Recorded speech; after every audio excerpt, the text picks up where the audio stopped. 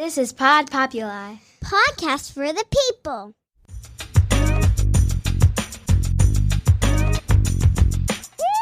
The Great Love Debate. It's the Great Love Debate. The Great Love Debate. It's the Great Love Debate. Hi again, everyone. It's Brian Howie. Welcome to The Great Love Debate, the world's #1 dating and relationship podcast. Since 2015, I spent a lot of time on the dating part of dating and relationship podcast. Today, I'm going to get into the relationship part, but not in the manner that you have come accustomed to. A relationship basically means that two or more people are connected in some way. And they share time together, they have conversations together, they share mutual interest of some sort. They hopefully are open and honest about the nature of this relationship. So we're going to do a little curveball today. I teased them on a prior podcast because I'm really fascinated. And every time I bring them up, and I do bring them up, people have a million questions. So I'm going to take my questions and move them all to the front of the line, and maybe I'll sprinkle in some of the other questions later. They are the hosts of the suddenly very popular Secrets of a Sugar Daddy podcast. So you can see where we're going with this. Marcus and Amy, or Amy and Marcus, depending on who's the lead dog today. Marcus and Amy, how are you? Good. How are you doing? Brian, glad to be here. Welcome. So I'm going to just go with the basic. How would you define a sugar daddy? I'm going to let you define sugar baby, but let's start with Marcus. How would you define a sugar daddy? Well, I guess I would define it as somebody who's willing to financially help the person that they're meeting or going out with on a date or actually having a relationship with. It's not unlike marriage. No, I was just going to say, isn't that called a husband? Right. It's just a boyfriend? Most of the time, the emotional part of it is a lot simpler. And I have my life, you have your life, you go your way, I go my way. We enjoy each other's company when we're together. Mm-hmm. I'll help you out with whatever you need sometimes. We'll negotiate that. And we just really take that and just enjoy the experience of each other without having to have all the pressures. The baggage of a traditional relationship. And I have only discovered this about 5 years ago because I was in a marriage for 16 years. Mm-hmm. And welcome back. Yeah. Which there was many aspects of that I enjoyed, but 16 years with somebody, it gets tough. And we found ourselves going opposite directions, sexually, emotionally, intellectually. We just had different goals in life where I don't really have to worry about that now. How? And I'm going to get back to that in a second. And a sugar baby, how would you define that? There's different types of sugar babies. There's a broad variety of them. For me, a sugar baby is someone that I do not have time for a traditional relationship.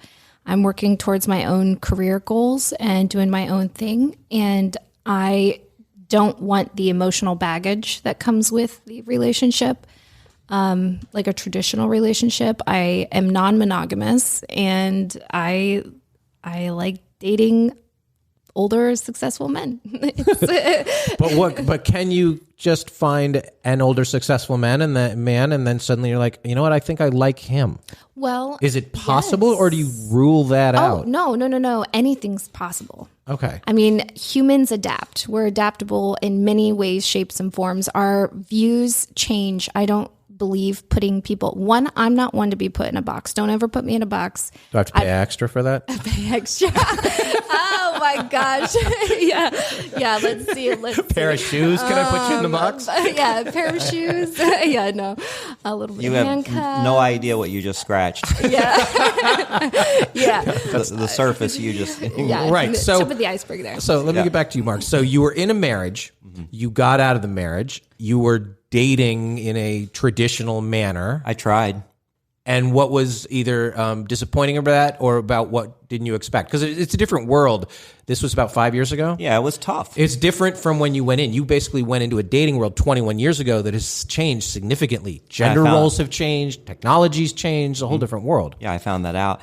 I am not a guy that's going to go to a bar and woo a woman and have the greatest pickup lines, because there's too many obstacles in a bar. bar scene. First of all, you don't know the status of anybody. You don't know what they're looking for. There's very little information to go off of, and it's usually too loud to talk anyway. So that's not my scene. I do like internet dating. I do like apps because, hey, here's the ones that say they're available, and here are their pictures and profiles, and you can kind of swipe right or swipe left. The problem I found was I'm competing against way too many people, and I just get lost in the noise. So I had to use a cheat code, which is I'm a little bit more successful than 95% of those guys on those dating apps. And that's when I went to Seeking, which is a website for gentlemen who want to spoil sugar babies. So, yeah. And the responses were overwhelmingly favorable for me. Yeah. So, yeah, it is tough to walk around the street and announce you're successful, especially in a place where there's a lot of people successful. You could walk into a bar and just hold up an American Express black card There you go. and have them come. So you thought that the disadvantage that you were in was that what you considered to be your strongest selling point or attribute was the fact that you were more successful than your average person in your demo, and so you wanted to fish in a pool where that was appreciated more? Right, exactly. Yeah, the pool that I'm fishing in now, it's so much easier to attract the opposite sex. And honestly, the quality there is much higher than what I was finding on the other apps. Though the women are more beautiful, seem like they take care of themselves better. Right. They're more receptive to your situation. Because there's a financial benefit for them, because they're going to kind of get what they want also. Right. But how do you get around the fact that these beautiful women that are on there, Amy's lovely, on some level you still want them to like you? So the cheat code is to get them to meet me. Once they meet me, I don't have any problem. If they like me, they like me. If they don't, Correct. That's fine. There's another bus in 15 minutes. But it's not being able to get the job interview. Right. I was just having trouble getting the initial meeting. Right. I always said, take this idea and run with it, entrepreneurs out there, that the next great dating app will incentivize the women to respond to the men and to meet them. Even if it's like you get a $50 Amazon gift card, if you just take the meeting. Because a lot of men believe correctly that if I can just get her to sit across from me for 5 minutes, she'll see all the things that my mother saw. So Meetup. Yeah. Meetup is that.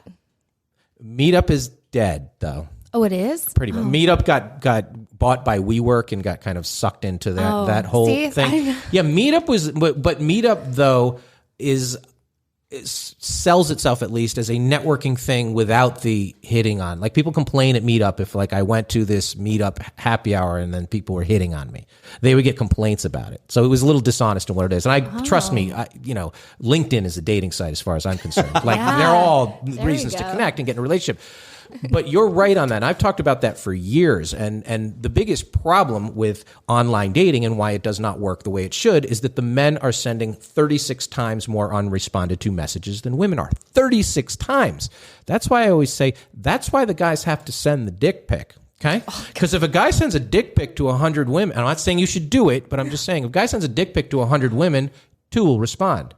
If a guy sends a poem to 100 women, 2 will respond, and everything in between. The women are not responding. And so the guys are like, fuck it, I'm just going to go with this and find the girls who respond to that, at least get their attention. That's why if the women would just hit the ping pong ball back and give the guy the opportunity, the men I believe correctly, that they would be able to stand out and do that. And that is the problem, which leads people to look for different situations. We had somebody on this podcast a couple months ago, and he went through a site and got his new bride from Russia. And he was just like, nobody wants to meet me. I'm not the most overt personality in a room. And he's just like, if I can get a woman who will give me the time and hear me out, they're married. So, but so to you, Amy, so you dated, I assume at some point in your life you had boyfriends? Yes. Yeah. And I was engaged. I mean, I did the whole shebang. Okay. And at some point you're like, you know what? I have a lot going on. I just need somebody to show me a good time, cover my needs. I'm going to do my thing. And I'm going to pursue this? How did you get involved in this world? So I got involved. I actually wanted to just like experience what it was. I was tired of dating losers. Honestly, Get off of losers.com. Losers, I know, right? So I guess I had never been on a dating app before. I had just kind of like met guys through like my travels and whatnot. And it just like, I was always and ended up being the one taking care of them at some point. And I was, getting used a lot, lied to, cheated, blah, blah, blah, all that stuff. And I was just like, you know what? Like, I want to date somebody who has their, excuse my language. Shit together. Yeah.